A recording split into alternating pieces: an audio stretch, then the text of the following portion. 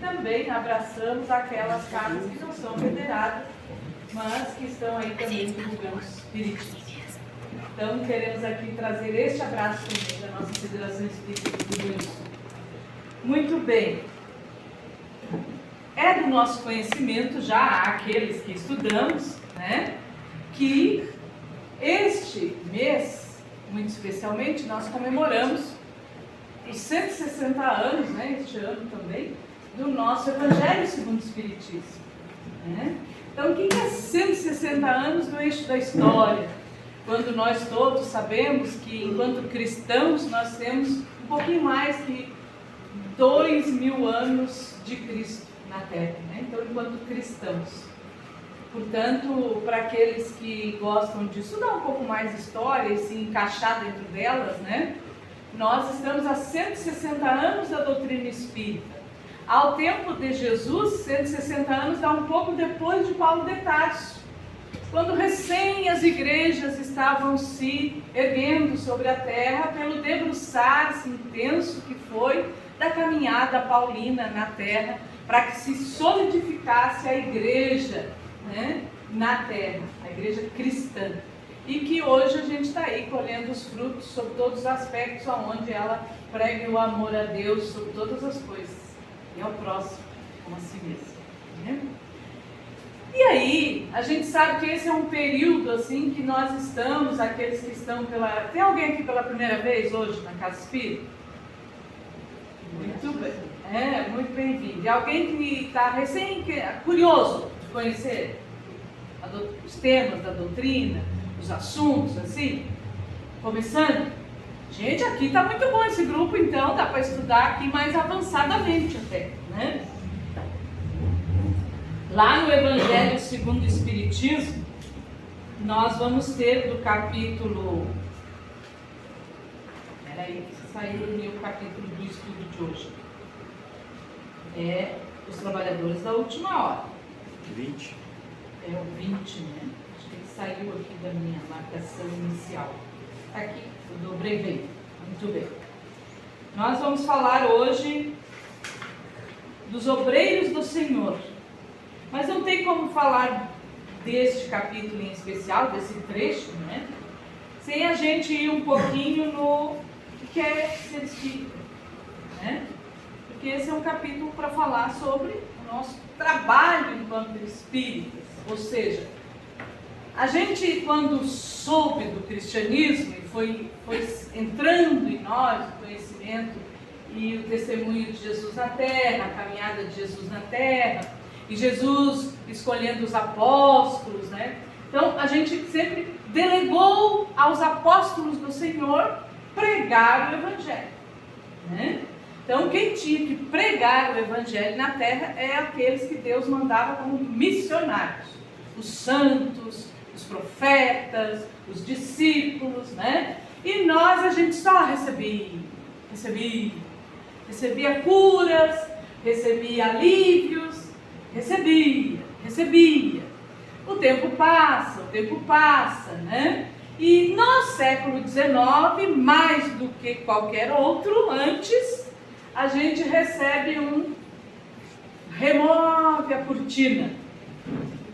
E as vozes do além, os espíritos superiores então, não mais um profeta como Moisés, lá na primeira revelação, que trouxe as leis, os 10 mandamentos, onde dos 10 mandamentos há aqueles que são divinos, que são leis imortais, nunca mais se acabarão, porque é a lei divina, né? A lei que depois Jesus resumiu em lei de amor. Mas honrar pai e mãe é lei de amor.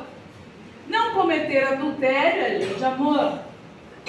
Honrar sábados e domingos, ou seja, honrar o estudo do Evangelho, a prática do Evangelho, o despertar do Espírito, também é lei de amor, né? E assim como todas as outras leis. Não matar é lei de amor. É amar a Deus sobre todas as coisas, porque Ele que criou quem tu ia matar, né? E ao próximo como a ti mesmo. Tu não vai matar porque é teu próximo, teu amor. Tu não mata nem a ti, nem mata o próximo, né?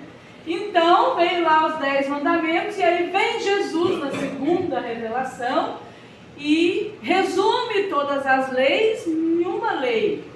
E não é mais não matar, não é não. Agora Jesus é afirmativa, ama. E nos ensina que a lei maior é a lei de amor. E ensina não mais só em palavras, uma tábua de testamento. Ele ensina fazendo. Para registrar de tal ponto na nossa cachola que nunca mais parasse de estar registrado aqui. A gente pode ser desobediente. E a gente pode ser esquecido. Esquecido não é desmemoriado e nem apagado. É esquecido. É uma coisa que a gente vai lembrar. Tanto vai lembrar que quando Allan Kardec pergunta para os espíritos superiores, mas para que ter uma doutrina nova, tal qual a doutrina espírita? E por que seria ele a trazer essa codificação? Porque no cristianismo a vida de Jesus já estava sendo então o grande evangelho na Terra. Ao que os espíritos respondem que precisa sim, porque precisa lembrar quem esqueceu. Lembrar quem esqueceu da lei, dos ensinamentos, do evangelho, né? E remover a cortina da ignorância daqueles que ainda não a tivessem. Então, ao tempo do Espiritismo, que é ali 160 e poucos anos atrás, porque foi em 1850 e... Livro dos Espíritos? Quando é que foi? 1857, gente.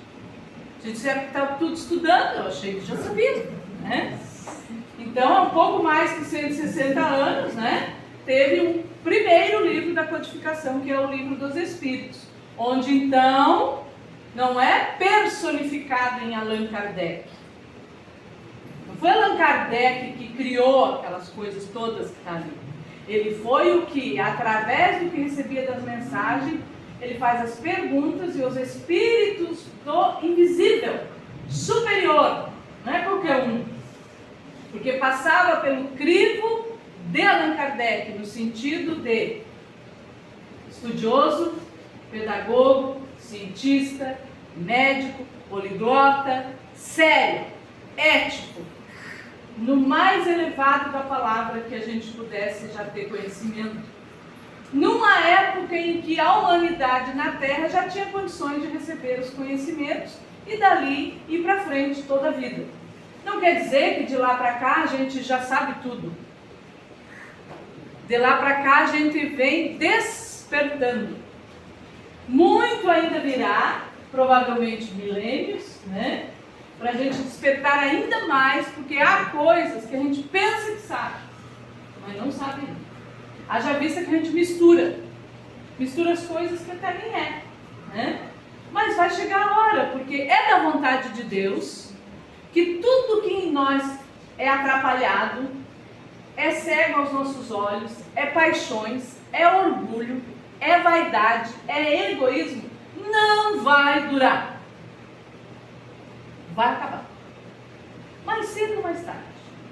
Deus não tem pressa. Porque o tempo de Deus não é o mesmo nosso. O meu tempo até hoje, de 60 e poucos vírgulas, né, é uma loucura. Mas o de Deus é, né? E não é esse tempo que a gente tem na mão. Mas os alertas dos ensinos é para que a gente aproveite o tempo que a gente tem na mão agora. Que é o mais real que a gente tem na mão. Os outros todos pertencem a Deus. O tempo que nós já passamos, nós adquirimos as nossas bagagens, tivemos as nossas conquistas, mas também tivemos algumas falências. Não só por maldade, por crueldade, algumas por rebeldia, mas muito mais por fragilidade, e quem diz isso é Jesus. Vai dizer lá no livro Boa Nova, a Simão Pedro, que nós somos muito mais frágeis do que cruéis. Por que somos frágeis? Porque a gente é ignorante, é vadio, preguiçoso. A gente não quer estudar o suficiente para abrir a mente pensante, com fé raciocinada. E aí a gente se polui com um monte de coisas. Mas vai sair um dia. Não adianta insistir. Porque Deus quer, e bota na tua cabeça aí, a gente vai ser anjo. Mas não é anjo de harpas paraguaias. Isso quem inventou foi nós. É espírito puro que trabalha, que é sério, que é ético, que tem conhecimento de tudo. Não é perfeito. Quem é perfeito é Deus. Mas é bem quase. Assim, bem perto. O absoluto é Deus. E aí, quando a gente vai lá... Perdão, quero antes abordar isso. Quando Allan Kardec foi assim, meio que chamar nós, para a gente se entender, afinal de contas, quando a gente conhece esse espiritismo, como é que a gente se qualifica aí os espíritas, né? Porque quem está dentro de uma casa espírita está, ou já é espírita, ou acha que é, mas não é ainda, ou está no caminho de ser, ou é simpatizante, ou está achando bonitinho esse negócio por enquanto, né? Vamos ver se é isso mesmo. Ou não quer nem saber muito disso, quer chegar aqui, ser benzido e ir embora curado. Porque acredita que passe é para curar, né? O que nos cura é a nossa transformação. A bênção da fluidoterapia para nos dar alívio, reforço. Não é para curar. Porque nós vamos demorar para ficar bem curativos. Muitas encarnações virão ainda. Mas dá para ficar bem bom nessa. Para vir melhor na próxima. Para vir melhor na outra. Para vir melhor na outra. Para vir melhor na outra. Até que de tanto ficar melhor, dia virá que eu e vocês, e todos nós, vamos conquistando aqui na Terra, em outros mundos, em mundos mais elevados, ou se precisar a gente ficar no mais regular aí, porque a gente foi muito rebelde, vai ter que usar o que a gente tem de bom, mas que ainda não é de amor, né? É de conhecimento, é de cultura, é de intelectualidade, mas não foi de amor. Então vai ter que ajudar o povo que ainda não tem conhecimento, mas que lá vai ser treinado no amor. Como muitos espíritos, quando a Terra se transformou numa moradia de espíritos encarnados, para ser provas e expiações, lá no começo, para impulsionar o nosso progresso, muitos espíritos vieram aqui que precisavam de amor.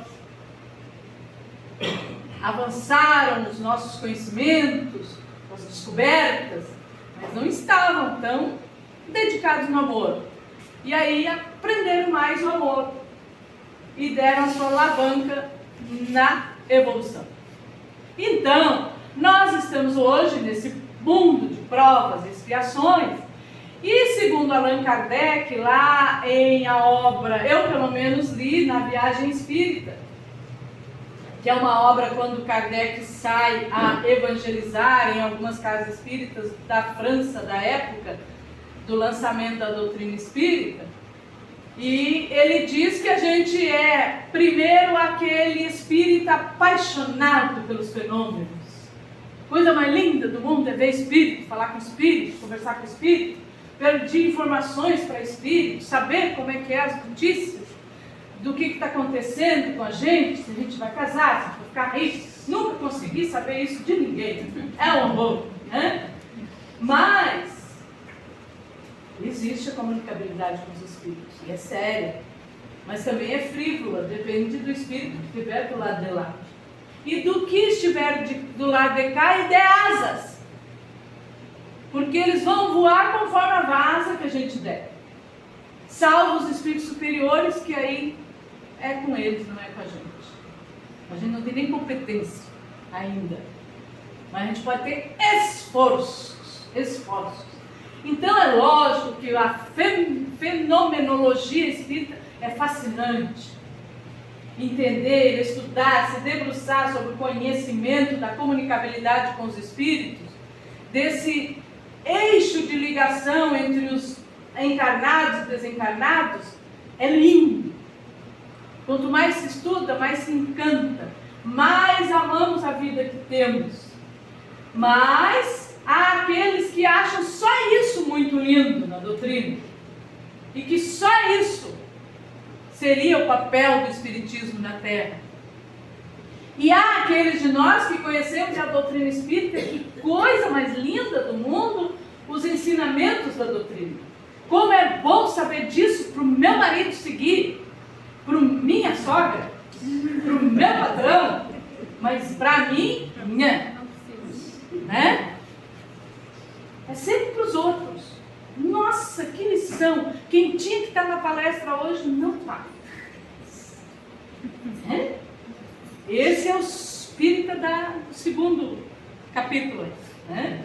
E o primeirinho, aquele assim que é igual ao verdadeiro cristão, é o verdadeiro espírita, é aqueles de nós, e eu até sou bem metida de me colocar na rebarba disso, que se esforça para ser melhor. Que pelo menos nesses 30 anos de espiritismo já é um pouquinho melhor, porque se não fosse espírita ninguém aguentava. Mesmo assim poucos aguentam. Né? Diz? Não diz? Verdade. Né? Então, é quando as lições do espiritismo nos tocam intimamente. Se assim nos sentimos, que quando alguma coisa chega a nós, o entendimento do desencarne acolhe do nosso coração, do nosso sentimento, a entrega do espírito amigo, amado, familiar, que a gente sente tanta saudade, a gente de verdade entrega para Deus, que entende que a vida continua. Porque não se revolta mais.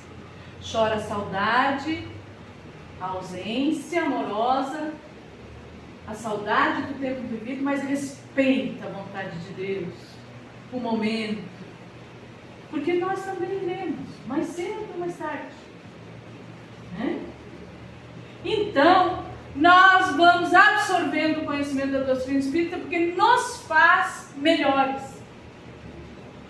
Não somos mais aquele que agrava a Deus os acontecimentos da nossa vida. Entendemos que se há coisas que estão muito complicadas na nossa vida, há de ter uma razão de ser. Ora é porque semeamos nessa existência mesmo, ora é porque não lembramos, mas sem dúvida Deus não é injusto, então em algum momento a gente colaborou com alguma situação, para mais ou para menos. Por vezes até pedimos a grande prova, porque a gente quer passar de ano com estrelinhas. E aí as provas ficam mais árduas, porque a gente quer gabaritar as provas. Na linguagem da moçada, é acertar tudo na prova. Né?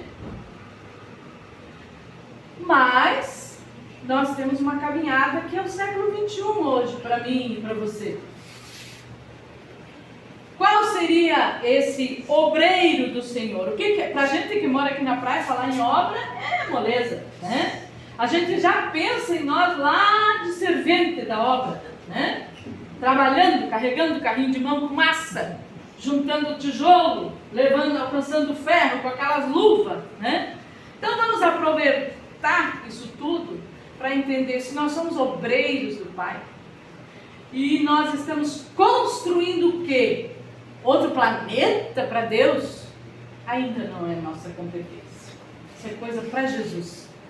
Galera do nível dele. Mas para nós, as luvas do pedreiro é quando a gente arma as nossas mãos para auxiliar no peso do outro,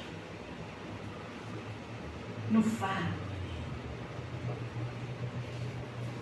para ajudar a suportar. Porque um dia alguém ajudou no meu e no teu.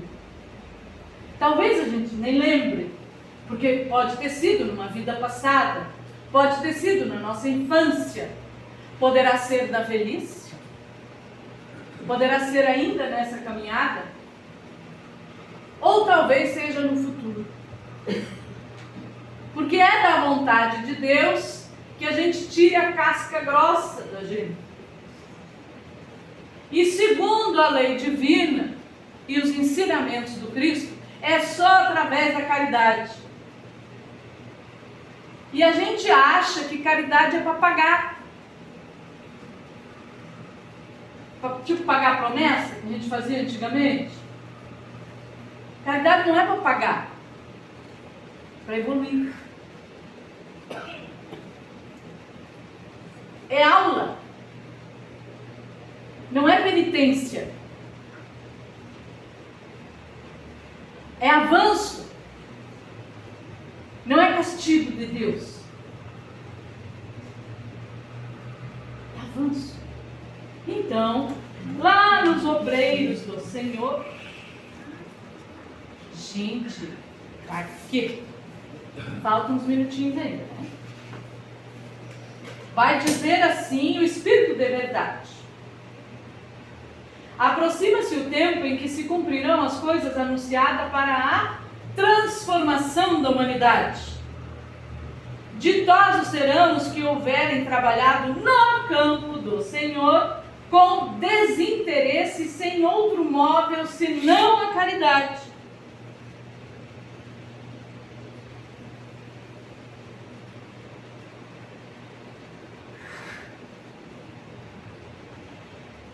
Seus dias de trabalho serão pagos pelo cêntuplo do que tiverem esperado.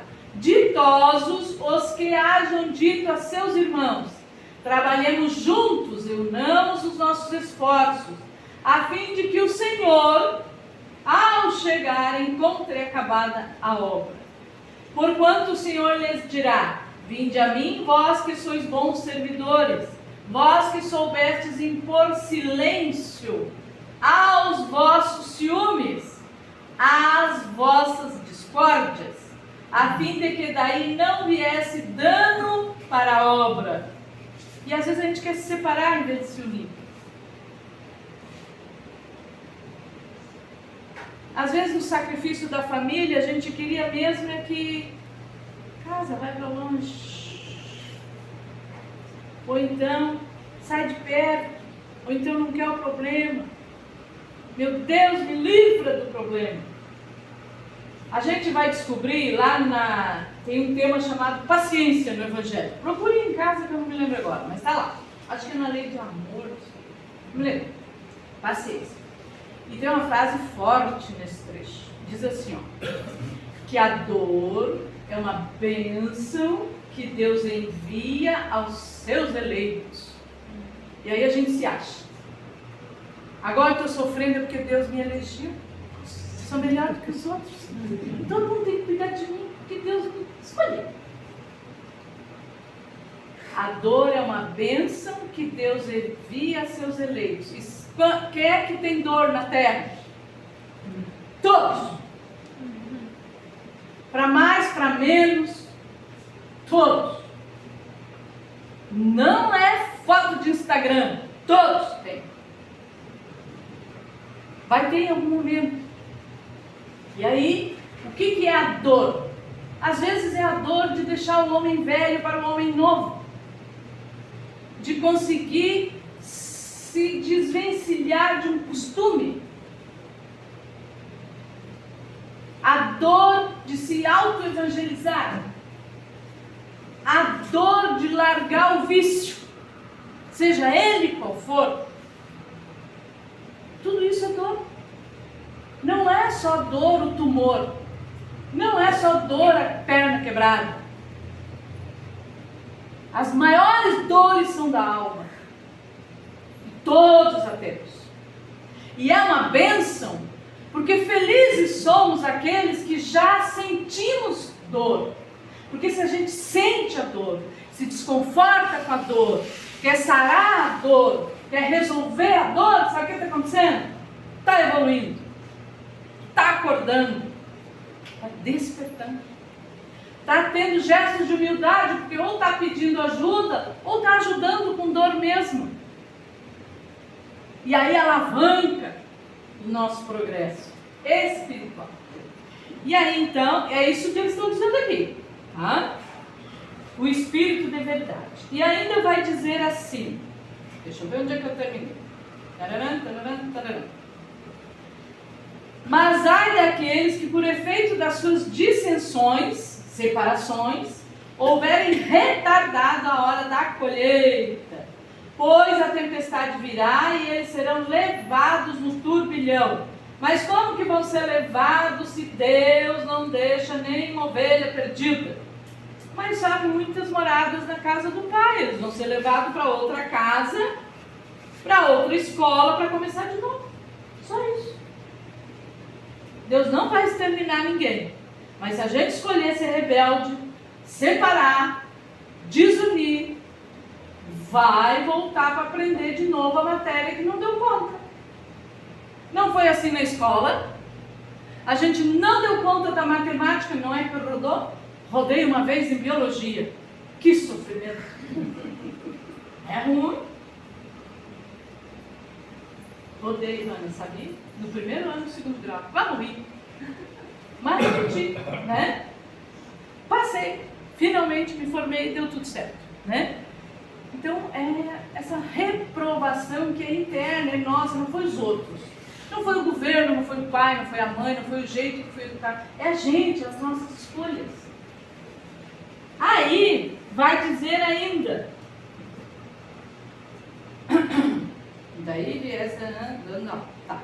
Mas ai daqueles, então, das distensões.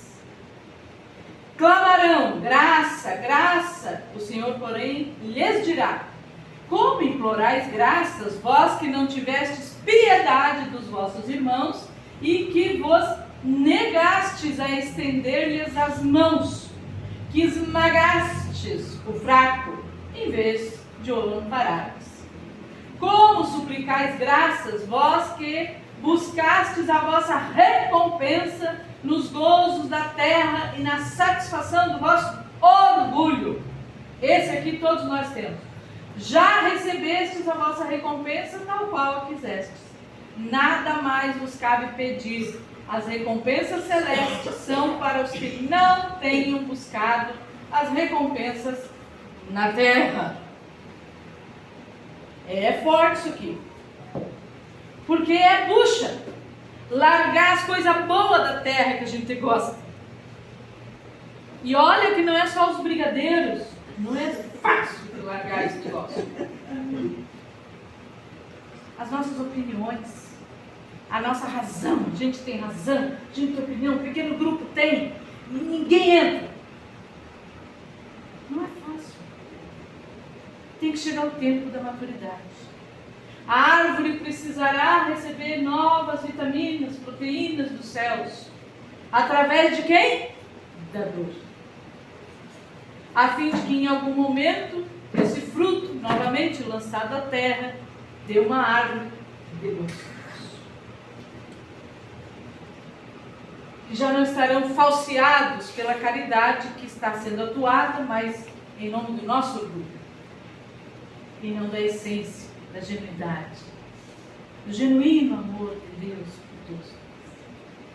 Aí vai dizer ainda: Deus procede nesse momento ao censo dos seus servidores fiéis e já marcou com o dedo aqueles cujo devotamento é apenas aparente, a fim de que não usurpem o salário dos servidores animosos, pois aos que não recuarem diante das suas tarefas, é que ele vai confiar os postos mais difíceis na grande obra da regeneração pelo Espiritismo. Cumprir-se-ão então estas palavras: os primeiros serão os últimos e os últimos serão os primeiros. Regeneração pelas novas expiações, à beirinha da regeneração. Porque a regeneração não vai ser assim, um dia a gente vai se acordar na terra regenerada. Nós já estamos trabalhando por ela, não estamos nela ainda. Porque o dia que a terra for planeta de regeneração, vai predominar o bem, mas o mal ainda estará aqui. Queira Deus que a gente não se perca no caminho, para permanecer pelo menos na terra. Se assim o for, nós já estamos mergulhados no processo de regeneração. O Espiritismo é um instrumento valoroso que Deus manda à Terra como terceira revelação. E o que é então ser obreiro do Senhor? É servir e não ser apenas servido. É unir e não separar pelas minhas convicções e opiniões. Porque eu não vou levar a palavra da Neus, mas a do Evangelho puro, genuíno, o testemunho da caridade. E caridade também é unir. Caridade também é repartir. Caridade é compreender a diferença, com certeza, de alguns pensamentos, porque nenhum de nós está pronto ainda. Nos perturbamos nas caminhadas. As verdades são de Deus, não nós.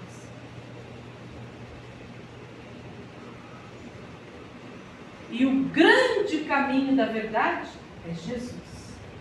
Ele é o caminho, a verdade e a vida. As luzes chegarão e chegam para todos nós.